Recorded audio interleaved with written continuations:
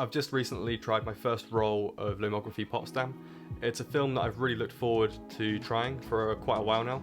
It promises fine grain, sharp details, which is what I'm looking for in a black and white film.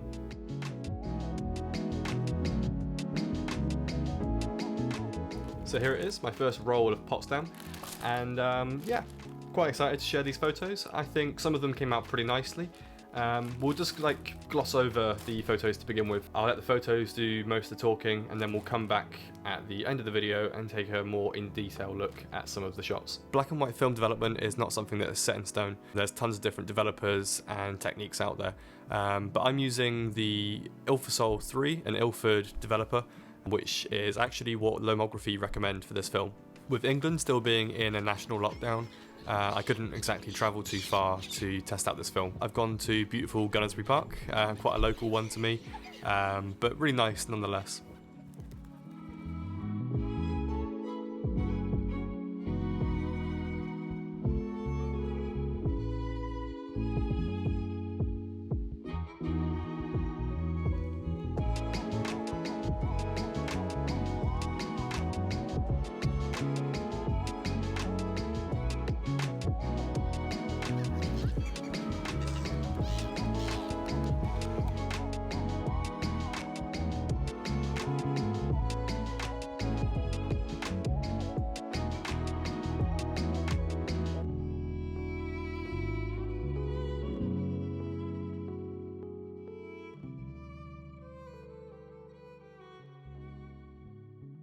So this place, with the mansion and the surrounding gardens, was open to the public in 1928, and it had fallen into a state of repair until it was restored in 2018. Fun fact, it used to be owned by the Rothschild family.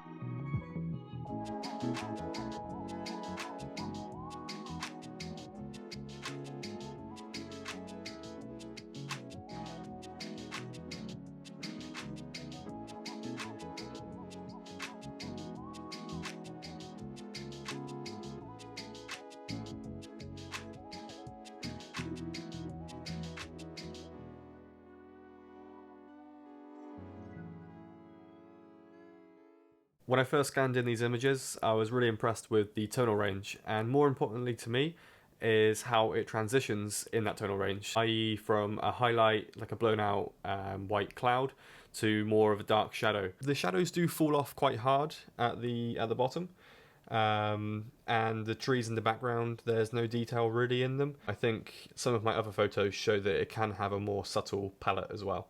And if I'm zooming in on the top of the arch, you can see all the blades of grass or like mossy substance on top of this arch, and yeah, it's super sharp. There is a nice grain to it, definitely quite a fine grain, but the grain that is there is also it's got a nice pattern to it. And speaking of sharpness, taking a look at this image here, this is actually cropped quite heavily already, because unfortunately I did have a problem developing. This part of the image is fine, but the rest of the image actually has a problem where it's overdeveloped, and therefore it just comes out pure white. Even cropped in like this, all the detail on these leaves, it's really quite strong. The one of the conservatory is one of my favourites of the day. This one shows that the palette can be a little smoother than the first image I showed you. Really good tones.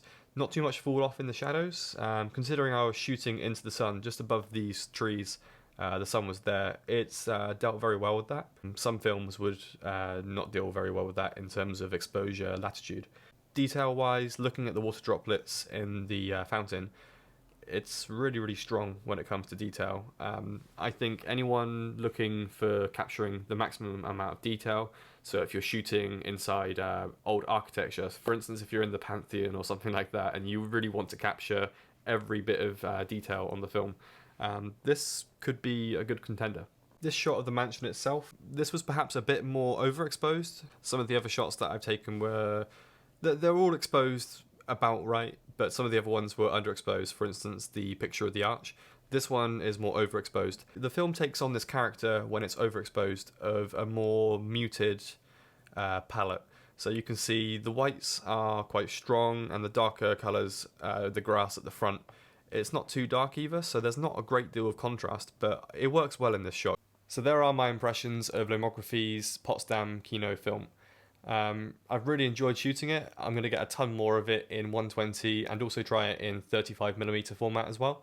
Yeah, it's a very smooth looking film, very fine grain, and the smoothness in the tonal range between highlights and shadows is really nice. Gives a great look.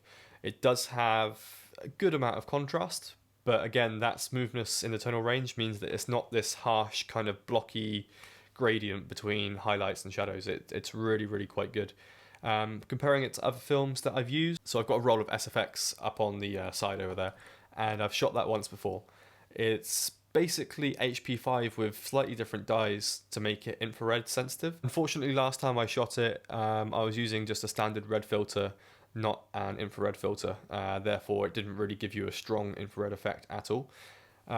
So therefore, I'm going to say that's pretty much HP5, and therefore compare it against Potsdam. Detail-wise, I would say Potsdam is maybe a step above HP5/SFX, but not a great deal. There's not much in it at all. Another black and white film, well, it's a C41 film, so it's color negative, but it's not color, it's black and white, is Ilford XP2. That used to be the only film or black and white film that I shot because I would always send away my stuff to labs.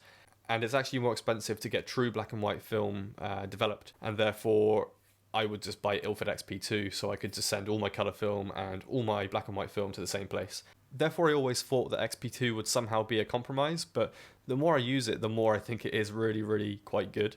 And I'd say Potsdam is similar in terms of detail. XP2 is incredible with its detail. Its sharpness and detail is insane. And I would say Potsdam is getting up there. Maybe XP2 has the slight edge. And that just about wraps up my thoughts on Lomography's Potsdam film. Really enjoyed it. I will definitely be shooting it again. Really recommend that you guys do too. I hope you enjoyed the video. If you want to see more content, like and subscribe. See you in the next one.